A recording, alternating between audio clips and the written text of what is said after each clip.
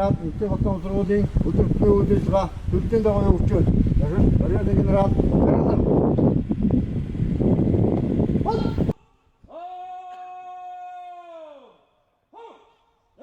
Өнөөдөр зэвсэг түвшний жанжин штабын дарга хушууч генерал Гамбямб үндэсний Батлан хамгаалах их сургуулийн Батлан хамгаалах удирдлагын актемд ажиллалаа.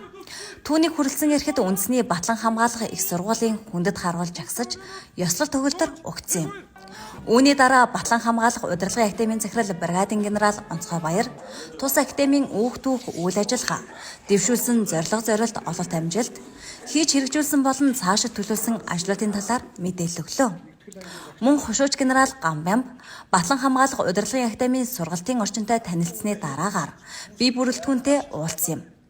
Тэрээр зэвсэг түвшний үйл ажиллагаа бодлого зорилтын хэрэгжилт, түүний үр дүн болоод офицер ахлагч нарын нийгмийн хамгааллыг сайжруулах чиглэлээр хийгдэж байгаа ажлуудын талаар мэдээлэл өглөө.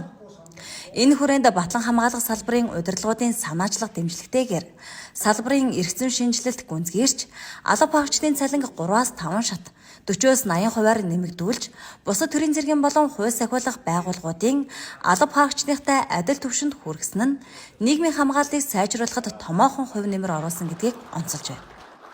Хэдийгээр актем сургууль төгссөн ч гэсэн яг амьдрал дээр очиод ангийн зарц чигээр тулгамжгүй асуудлууд бий болсон.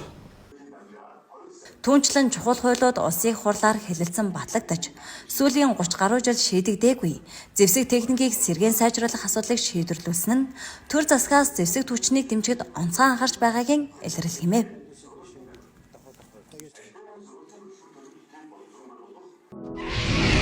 Үндэсний Батлан хамгаалахын их сургуулийн эрдэм студ